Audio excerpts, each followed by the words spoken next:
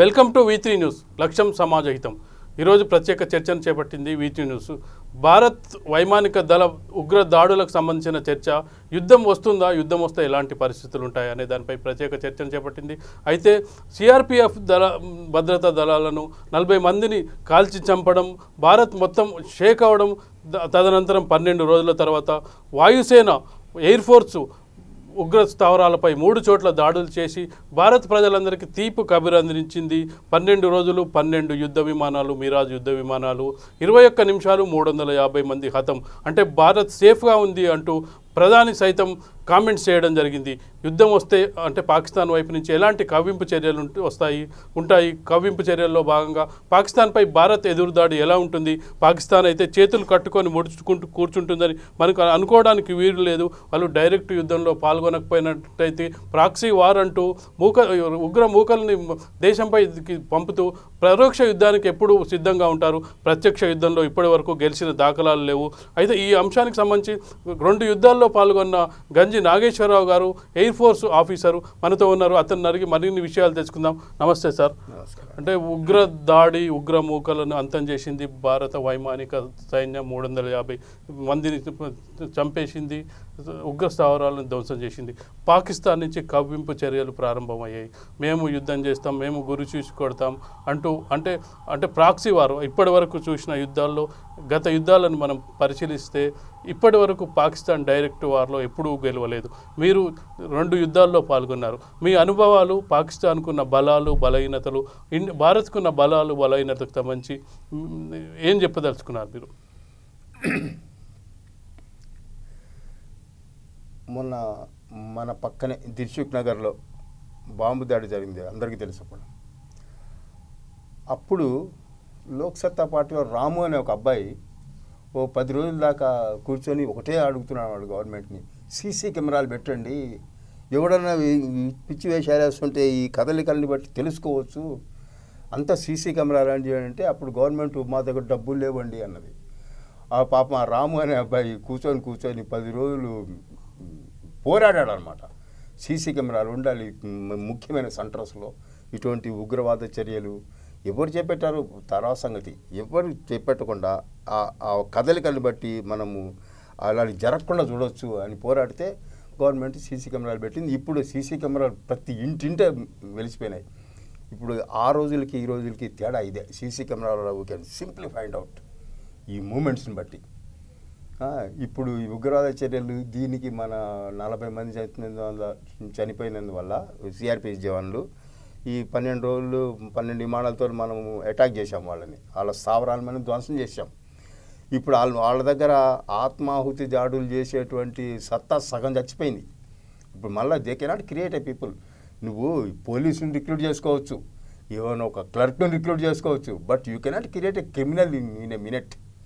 Criminals అంటే వాళ్ళ brain wash చేయాలి, వాళ్ళది డ్రగ్స్ అలవాటు చేయాలి. ఆ డ్రగ్స్ తోటే వీళ్ళందరూ మన భారతదేశంలాగా దేశభక్తి పౌరుషాలు ఇవన్నీ జీవిస్తూ తరతరాల నుంచి జనరేషన్స్ నుంచి వస్తాయి. కానీ అట్లాంటిది వాళ్ళకి లేవు. వాళ్ళకి డ్రగ్స్తో రావాల్సిందే. విత్ డ్రగ్స్ ఓన్లీ దేకడు. మన దగ్గర దేశభక్తి, అమ్మ నాన్న, మాతృదేవోభవ పితృదేవోభవ అని చిన్నప్పటి నుంచి పుట్టినప్పటి నుంచి అద్భుతమైన సంస్కారం మనది, మన భారతదేశం సంస్కృతి అది. అయితే పౌరుషం ఉన్నాయి, అన్నీ ఉంటాయి మనకి. ఇదం క్షాత్రం ఇదం బ్రాహ్మం అని పరశురాముడు అన్నాడు. అవసరం వచ్చినప్పుడు క్షత్రియులాగా నరికేయాలా, ఇక బ్రాహ్మణులాగా సమాజ హితం కోసం ప్రాణం కూడా ఇవ్వాలి అనేటువంటి పరశురాముడి తత్వం మనది.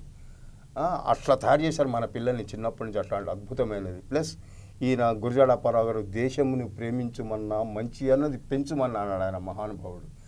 దేశం అంటే అందరు దేశం అంటే మన భారతదేశం అదే అనుకుంటారు. యాక్చువల్ దేశం కాదు. మీ దేశం మీరు ఎక్కడ ఉండేది? మీ ఊరు చెప్పండి, మీ ఊరి పేరు చెప్పండి. మీ ఊరేది? ఇక్కడ దగ్గర సుంకన్పల్లి అని చౌటుపల్లి దగ్గర కాదు. మీరు ఉంటుంది అది కాదు మీ దేశం. మీ దేశం ఈ దేహం. మీరు ఎక్కడ ఉంటారు? మీరు ఈ శరీరంలో ఉంటున్నారు. ఈ శరీరమే మీ దేశమే నిజానికి.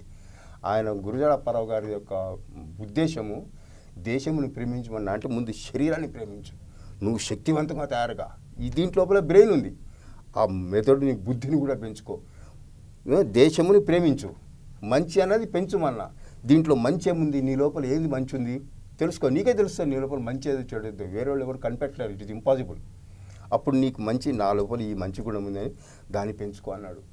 మహా అద్భుతమైన మెసేజ్. అలా పెరిగిన వాళ్ళు అంటే మన భారతదేశ సంస్కృతి, భారతీయ సంప్రదాయాలు అంటే సహాయ గుణం ఇవన్నీ ఉన్నాయి.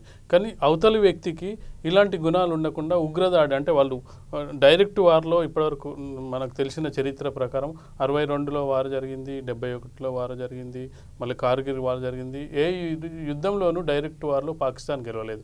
ఎంతసేపు వాళ్ళ దృష్టి అంతా ఉగ్ర మూకల్ని భారత్పై ఉసుకొలిపి భారత్లో అశాంతి నెలకొల్పడం వరకే వాళ్ళు పరిమితమైనారు.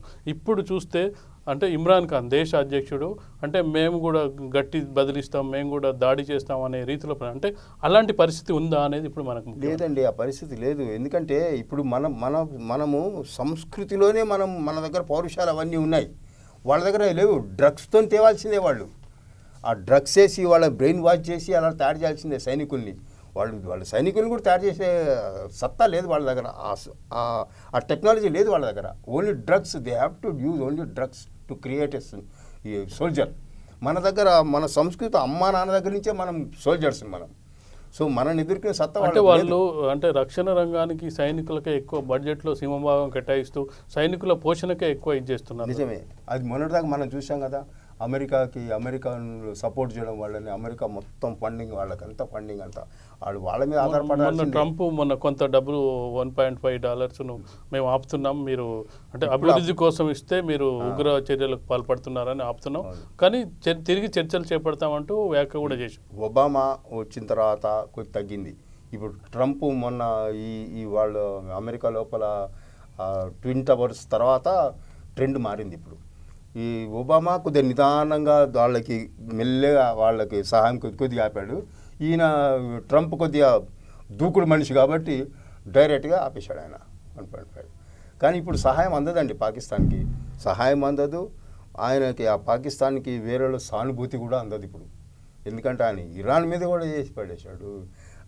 ఈవెన్ మన ముస్లిం అరేబియన్ కంట్రీస్ మీద కూడా ఆయనకి ఇది లేకపోతే ఎట్లా అని ఆడ కూడా డౌట్ వీళ్ళ మీద. ఇప్పుడు మీరు యుద్ధంలో పాల్గొన్నారు, 71 యుద్ధంలో పాల్గొన్నారు. యుద్ధంలో పాల్గొన్న వ్యక్తిగా యుద్ధం అంటే రావడం కరెక్ట్ అంటే ఇప్పుడున్న యువత ఏంటంటే మన సైనికుల మీద దాడి సిఆర్పిఎఫ్ జవాన్ల మీద దాడి జరిగిన తర్వాత భారతదేశం అంతా ఊగిపోతుంది. అంటే ఒక ఇదితో ఉంది, ఎట్లయినా సరే యుద్ధం చేయాలి, పాకిస్తాన్ని కొట్టేయాలి అంటే వ్యూహాత్మకంగా కాకుండా ఒక ఆక్రోషంతో రగిలిపోతుంది. ఈ పరిస్థితిలో మీరు ఒక యుద్ధం చేసిన వ్యక్తిగా అంటే యువతకు కానీ మీరు ఇచ్చే సందేశం ఏంటి, అంటే మనం ఎలా వ్యవహరించాలంటారు?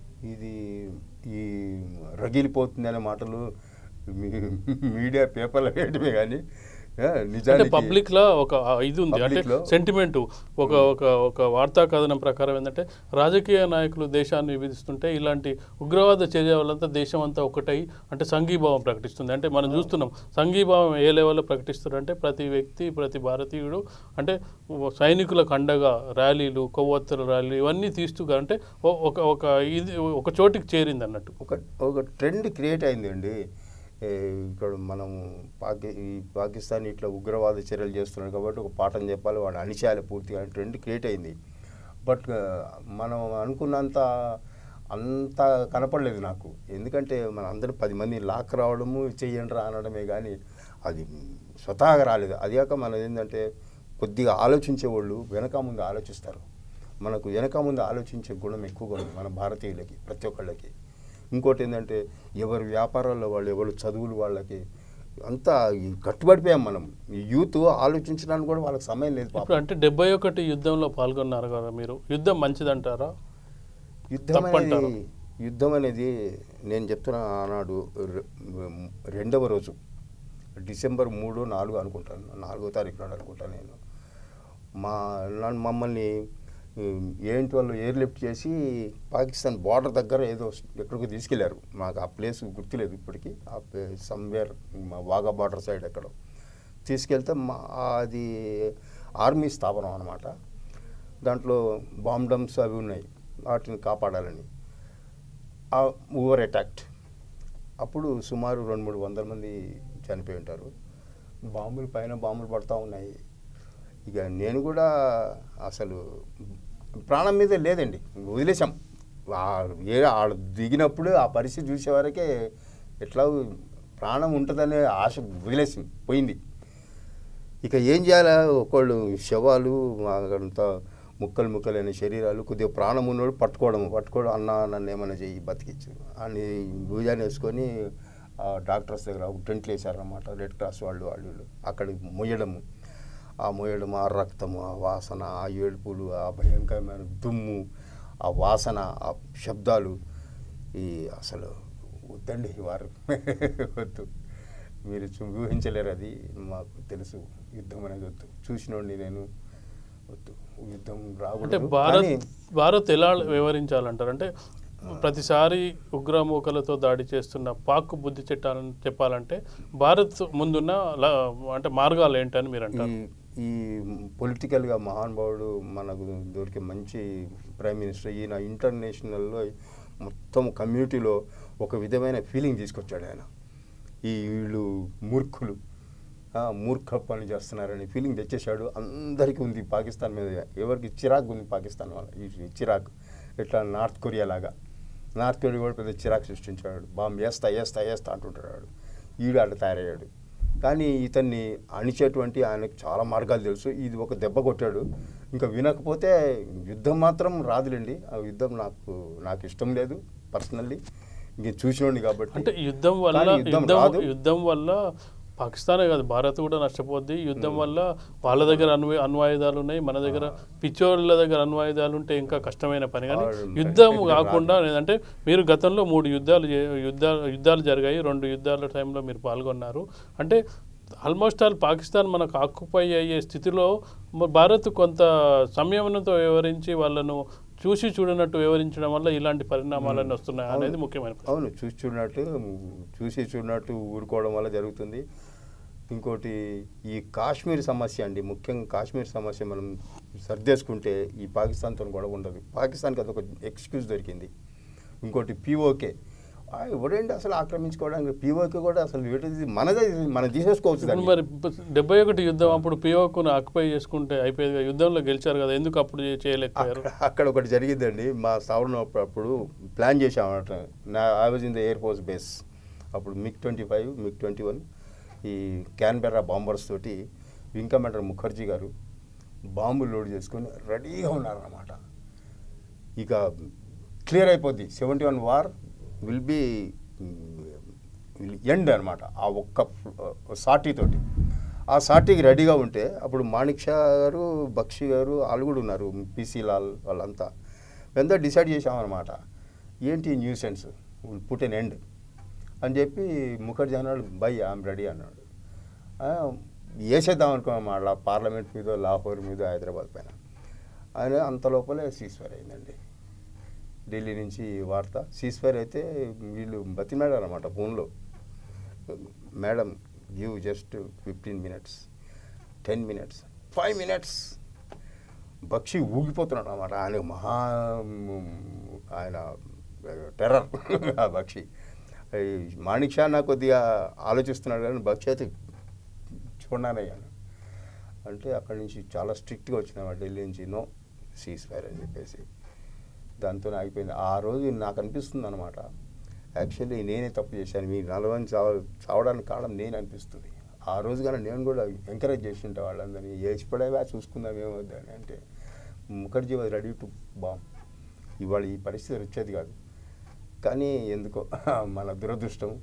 అంటే భారతదేశం ప్రతిసారి గెలిచిన ప్రతిసారి అంటే వదిలేస్తుంది. అంటే కనీసం ఏంటంటే కొన్ని డిమాండ్స్ అన్న నెరవేర్చుకోలేదు. POK మీద ఒక అగ్రిమెంటో లేదంటే ఏదో ఒక సమస్యకు పరిష్కారం లేకుండా యుద్ధం ఎండింగ్లో ఒక పరిష్కారాన్ని కనుగొనకుండా వదిలేస్తుంది అనేది భారత్ వైపు నుంచి.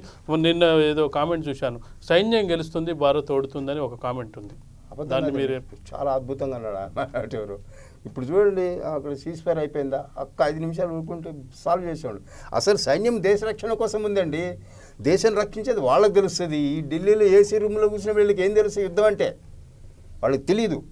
Even Narendra Modi also does not know, I know what is war. వాళ్ళు ఊహించవచ్చు. అంటే ఒక రక్షణ రంగ నిపుణుడే ఏదో ఒక ఛానల్లో, ప్రైవేట్ ఛానల్లో మాట్లాడుతూ చెప్పిన మాట ఏంటంటే, ఇటీవల జరిగిన అన్ని యుద్ధాల్లో భారత్ ఓడిపోయిందని ఆశ్చర్యకరంగా ఒక వ్యాఖ్య చేశారు. దానికి ఆయన ఇచ్చిన ఎక్స్ప్లెనేషన్ ఏంటంటే, యుద్ధంలో సైన్యం గెలుస్తుంది, భారత్ ఓడిపోతుంది. మనం ఎప్పుడు ఓడిపోలేదండి. ఈ అంటే భారత్ ఓడిపోవడం అంటే ప్రభుత్వాలు సరైన నిర్ణయం అంటే సైనికులు తెచ్చిన ఆ విజయాన్ని అందిపుచ్చుకోవడంలో విఫలమవుతుంది. వాళ్ళకి ఫుల్ పవర్స్ ఇవ్వట్లేదండి. మేము వెయిట్ చేయాల్సి వస్తుంది ఢిల్లీ నుంచి. We have to wait. Sir ఏం చేయమంటారు అని అడగాల. ఇక్కడ పొడుస్తూ ఉంటే పక్క నుండి పెద్ద పులి పైన పడతా ఉంటే అక్కడి పర్మిషన్ తీసుకోవాలని పరిస్థితి సైన్యాన్ని. సైన్యం దేశ రక్షణ మాకు తెలుసు, దేశాన్ని ఎట్లా రక్షించుకోవాలి. మాకు ఫ్రీ హ్యాండ్ ఇవ్వాలి. మొన్న అన్నారు మోదీ గారు గివెన్ ఫుల్ ఫ్రీ హ్యాండ్ అని. చాలా అద్భుతమైన మాట అన్నారు. ఆ ఈ మాట ఇంతవరకు ఏ ప్రైమ్ మినిస్టర్ అనలేదండి మన భారతదేశంలో. అందుకని పోయిన యుద్ధాల్లో లాల్ బహదూర్ శాస్త్రి గారు అన్నారు జై జవాన్ జై కిసాన్ అని. అప్పుడు మాకు చాలా ఉత్సాహం జరిగింది. అప్పుడు గెలిచారు. అప్పుడు ఆ జై జవాన్ జై కిసాన్ అని లాల్ బహదూర్ శాస్త్రి గారు అన్నారు.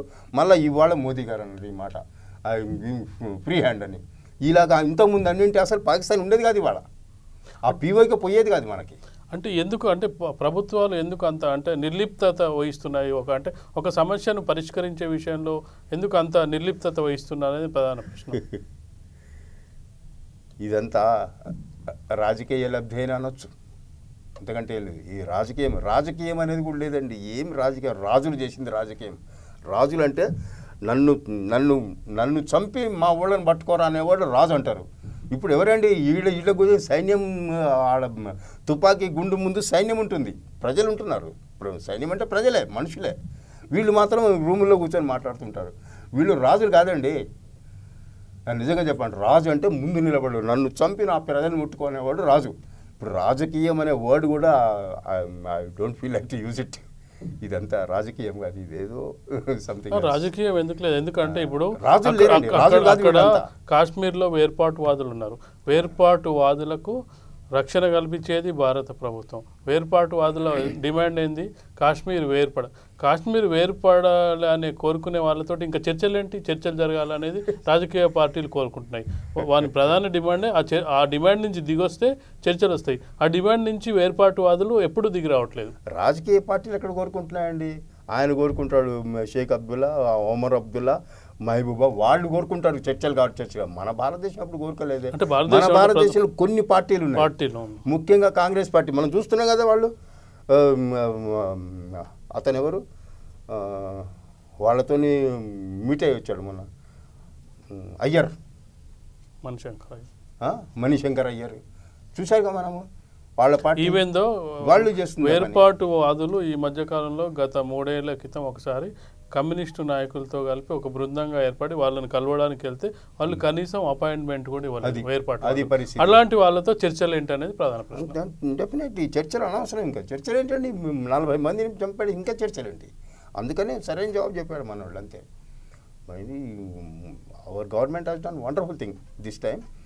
ఇక వాళ్ళు ఆల్మోస్ట్ నేలమట్టం అయిపోయారండి. మళ్ళా మనుషుల్ని తయారు చేయాలన్నా కూడా వాళ్ళ కరేజ్ కూడా డౌన్ అయిపోయింది. మనం ఈరోజు చూస్తే నిన్న దాడి జరిగింది, నిన్న మనం దాడి చేశాము, ఉగ్రస్థావరాలు దాచాము. కానీ బార్డర్లో పాకిస్తాన్ సైన్యం కవ్వింపు చర్యలకు పాల్పడుతుంది అనేది లేటెస్ట్గా మనకు వినిపిస్తున్న ఒక ఇది. కవ్విస్తుంటే చిన్న సంఘటనలు జరుగుతూనే ఉంటాయి, రోజు జరుగుతుంది, సంవత్సరం జరుగుతూనే ఉంటాయి. అది చిన్న విషయాలు అవన్నీ. కానీ ఇంత పెద్దగా మళ్ళా వాళ్ళు మనకి దీనికి సమాధానంగా మాత్రం చెప్పే దమ్మాళ్ళకి లేదు.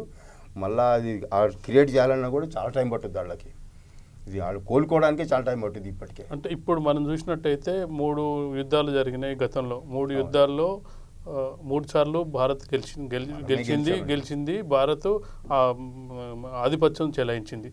అయితే గత యుద్ధాలతో పోలిస్తే ఇప్పుడు ప్రభుత్వం తీసుకుంటే, ఇప్పుడు మీరు చెప్పినట్టు యుద్ధం అయితే రాదు, యుద్ధానికి పాకిస్తాన్ సిద్ధంగా లేదు, ఏమైనా ప్రాక్సీ వార్ చేయాల్సిందే. అంటే ఇప్పుడు చేపడుతున్న చర్యలు యుద్ధం చేసిన దానికంటే గొప్పగా ఉన్నాయా? ఇంకా ఏమైనా చేయాల్సింది ఉందంటారా? యుద్ధం కంటే గొప్పగా ఉందండి ఈ చర్య చాలా గొప్పగా ఉంది. ఎందుకంటే 10 మంది లోపల దుర్మార్గులు ఒకరిని ఏరిపారని 10 మందిని కొట్టకూడదు. 10 మంది కొట్టడం అంటే యుద్ధం. ఆడు దుర్మార్గం చర్య చేసిన ఒకరిని మాత్రం ఏరిపారేయడం అనేది మనం చేసిన పని. ఇది చాలా అద్భుతమైన పని చేశారు ఈయన. ఇంకా వాళ్ళు మళ్ళీ తయారు చేయడానికి చాలా కష్టం అట్లాంటి వాళ్ళని. ఇందాక అన్నాను కదండి, మీరు ఒక క్లర్క్ని రిక్రూట్ చేసుకోవచ్చు, ఒక ఆఫీసర్ని రిక్రూట్ చేసుకోవచ్చు, but you cannot create criminal in days. ఆ క్రిమినల్ అంటే వాడి బ్లడ్లోనే ఉండాలి, అది చాలా చేయాల్సి వస్తుంది. Criminals cannot be created on the spot. So వాళ్ళ క్రిమినల్స్ అందరూ ఆల్మోస్ట్ 50% ఫినిష్ అయిపోయారు. ఇక మిగతా వాళ్ళకి ఈ దెబ్బతో భయం వేసి ఉంటుంది. డెఫినెట్లీ గుండెలు జారిపోయి ఉంటాయి వాళ్ళకి. వాళ్ళు కూడా కొద్ది పక్క జరిగేస్తారు. ఇప్పుడు చూడండి మన హైదరాబాద్లోనే ఇప్పుడు ఆయన టోన్ చూడండి, మా ఓవైసీ బ్రదర్స్ టోన్ మారిందా లేదా తెలుసు అందరికీ ఓపెన్గా ప్రతి ఒక్కరికి తెలుస్తూనే ఉంది. ఆయన టోన్ మారిపోయింది. ఇప్పుడు అట్లా నోటికి వచ్చినట్టు మాట్లాడలా. So same thing happen Pakistan. ఏదో బాగుంటాడు ఈయన ఈ క్రికెట్ అనుకున్నాడు, క్రికెట్లో సిక్సర్ కొడదాం అనుకున్నాడు. ఆయనకి ఏమనుకుంటున్నాడు. ఇండియాలో అన్ని రకాల వాదనలు వినిపించే వాళ్ళు ఉంటారు. అంటే ఇండియాకున్న ఒక ఇదేంటంటే అన్ని రకాల వాదాలు, అనుకూల వాదాలు, వ్యతిరేక వాదాలు, పాకిస్తాన్ అనుకూల వాదాలు, ఇలాంటి వాదనలని వినిపించే వాళ్ళు ఉంటారు. ఇండియాలో ప్రజాస్వామ్య దేశం కాబట్టి అందరికీ గౌరవిస్తుంది, అందరినీ అభిప్రాయాలను స్వీకరిస్తుంది. అది ఇండియాకుండే గొప్పతనం. అది గొప్పతనం. కరెక్ట్ అన్నా నువ్వు. ఎందుకంటే న్యూసెన్స్ క్రియేట్ చేయడం ఎందుకు, ఇంకా దాన్ని విడితే అంటారు చూడండి, వెంట మీద రాయిస్తాం మనం ఇచ్చేది, దానికి అమ్మునుకుంటాం మనం. అంటే మీరు యుద్ధంలో పాల్గొన్న ఒక యోధునిగా, యుద్ధంలో ప్రత్యేకంగా చూసిన వారిగా యుద్ధం వద్దంటారు. భారతదేశ ప్రజలు కూడా యుద్ధం కోరుకోవట్లేదు. కాకపోతే ఏంటంటే బుద్ధి చెప్పాలనే అది మాత్రం అందరూ కోరుకుంటున్నారు. అయితే భారత్ కూడా ఇటీవల తీసుకుంటున్న నిర్ణయాలు తీసుకున్నంటే చాలా అంటే వ్యూహాత్మకంగానే నిర్ణయాలు తీసుకుంటుందని చెప్పొచ్చు. ఎందుకంటే ముందుగా వాళ్ళకి ఇచ్చిన స్పెషల్ హోదా, మోస్ట్ ఫేవర్డ్ హోదాను తొలగించడం జరిగింది. మోస్ట్ ఫేవర్డ్ హోదాను పాకిస్తాన్కు తొలగించారు. మరొక చర్యగా ఐక్యరాజ్య సమితిలో జరిగిన కార్యక్రమంలో సిఆర్పిఎఫ్ఐ జవాన్లపై దాడిని ఖండింపజేయడంలో అన్ని దేశాలని ముందుంచడం జరిగింది. అమెరికా, ఫ్రాన్స్ లాంటి మిగతా దేశాలు, అన్ని దేశాలు కూడా ఉగ్రదాడిని ఖండించడం జరిగింది. అలాగే ఒక చైనా తప్ప మిగతా అన్ని ప్రపంచ దేశాలని ఆ విధంగా అక్కడ సక్సెస్ అయ్యారు. మరొక అంటే ఒత్తిడి తెచ్చే కార్యక్రమంలో అంటే భారత్ మిగులు జలాలు, సింధు నది ఒప్పందం ప్రకారం ఉన్న మిగులు జలాలను కూడా అంటే భారత్లోనే వాడుకుందాం, మనం పాకిస్తాన్కి ఎందుకు ఇవ్వాలని మరో రకమైన ఒత్తిడి తేవడం జరిగింది. ఆ మిగులు జలాలని రాజస్థాన్, జమ్మూ కాశ్మీర్, పంజాబ్లకు అలాట్ చేస్తూ కొత్త నదులు, వంతెనలు కట్టడానికి మరొక కార్యక్రమం చేయడం జరిగింది. అంటే ఇలా ఒత్తిడి పెంచుతూనే మరోవైపు బాంబు దాడి అంటే వాయుసేనతో మొదలుపెట్టి ఎయిర్ ఫోర్స్ ద్వారా అంటే ఉగ్రమూకలను ధ్వంసం చేసి మరొకసారి వాళ్ళకంటే అష్టదిగ్బంధనం చేసే కార్యక్రమంలో అష్టదిగ్బంధనం చేసి పాకిస్తాన్కి అన్ని వైపుల నుంచి అంటే ఎలాంటి మద్దతు దొరకకుండా అంటే ఇండియా, భారత్ చాలా వ్యూహాత్మకంగా స్టేట్మెంట్ ఇవ్వడం జరిగింది. నిన్న మేము చేసింది మిలిటరీ యాక్షన్ కాదు, యుద్ధం కాదు, ఎవరి మీద దాడి చేయలేదు, కేవలం ఉగ్ర స్థావరాలపై దాడి చేశాం. ఉగ్ర స్థావరాలు ఉన్న ఒకవేళ ఉగ్ర స్థావరాలపై దాడి చేయమని మేము చాలాసార్లు పాకిస్తాన్ నుండి కూడా పాకిస్తాన్కు కూడా మేము ఆధారాలు ఇచ్చాం, పాకిస్తాన్కి చాలాసార్లు చెప్పాం. అయినా కానీ పాకిస్తాన్ వినలేదు. అందుకని చెప్పి మేమే దాడి చేయాల్సి వచ్చింది.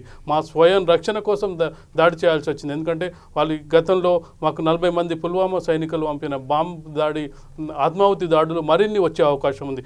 ఆత్మరక్షణ కోసం, స్వీయ రక్షణ కోసం మేము చేయాల్సి వచ్చిందని భారత ప్రభుత్వం వ్యూహాత్మకంగా, డిప్లొమాటిక్ అంటే దౌత్యపరంగా కూడా విజయం సాధించింది. అటు ఒత్తిడి పెంచడంలోనూ, ఇటు దౌత్యపరంగాను విజయం సాధించింది. అంటే యుద్ధం వద్దనేది అందరు కోరుకుంటున్నారు. మనతో ఉన్న నాగేశ్వరరావు కూడా యుద్ధంలో పాల్గొని యుద్ధం వద్దంటున్నారు. ఇది V3 న్యూస్ కూడా అంటే భారత్ ఎప్పుడు కూడా ప్రధాని కూడా ఒక వ్యాఖ్య చేయడం జరిగింది. మన దేశం సురక్షితంగా ఉంది, దేశం తల దించుకొనివ్వను, తల వంచుకునే పని చేయం, అంత దేశం ముందు మనం తర్వాత అనే వ్యాఖ్యానం చేయాలంటే ప్రపంచ దేశానికి కూడా ఒక సందేశం ఇవ్వడం జరిగింది. భారత్ అనేది ఇంత ఈజీ కాదు, భారత్ మీద దాడి చేస్తే మేము ఎదురు తిరిగి కొట్టగలం, అంటే వ్యూహాత్మకంగానే కొట్టగలం, అంటే జనానికి ప్రాణ నష్టం లేకుండా పాకిస్తాన్లో ఉగ్రస్థావరాలపై దాడి చేసిన భారత్ మరొకసారి పాకిస్తాన్ మరోసారి మన వైపు చూడకుండా చేయడంలో విజయం సాధించిందని చెప్పవచ్చు. అమర జవాన్లకు మనం జోహార్లు అనిపిస్తూ ఈ యుద్ధం వద్దు అనే కాన్సెప్ట్తో మనం ముందుకెళ్లాలని కోరుకుంటూ V3 స్పెషల్ డిస్కషన్ ముగిస్తున్నాం. నమస్తే సార్, థ్యాంక్ యూ సార్. మీరు మా చర్చకు వచ్చి ఒక మాట చెప్పదలుచుకున్నాను. మోదీ గారు మొన్న అన్నారు ఒకటి, ఖసం కాకే బోల్తాం నా झुकने दूंगा भारत की इज्जत, నా झुकने दूंगा, నా लुटने दूंगा అని చాలా అద్భుతంగా అన్నారు. ఆ మాట నేను మన తల వంచనివ్వను, దాన్ని దోచుకొనివ్వను ఎవరిని, మన భారతదేశాన్ని. ఇంకొక మాట అన్నాడు, నేను ఎంత సైలెంట్గా వచ్చానో ప్రైమ్ మినిస్టర్ లాగా, నా అవసరం తీరిపోతే అంత సైలెంట్గా వెళ్ళిపోతాను. సురక్షిత హస్తాల్లో మన దేశం, చాలా వండర్ఫుల్ ప్రైమ్ మినిస్టర్. భారత మాతకు తలదించుకోనివ్వం, జాతి ఆకాంక్షను వమ్ము కానివ్వను అంటూ ఆయన ముగించాడు. చాలా బాగుంది. థ్యాంక్ యూ సార్ నాగేశ్వరరావు గారు. ఈరోజు V3 న్యూస్కి వచ్చి మీ అంటే పాకిస్తాన్కి సంబంధించినది, యుద్ధానికి సంబంధించిన విషయాలు చెప్పినందుకు. ఇది ఈరోజు స్పెషల్ డిబేట్ V3 న్యూస్. తిరిగి రేపటి కార్యక్రమంలో కలుసుకుందాం. అంతవరకు సెలవు, నమస్కారం. జై హింద్.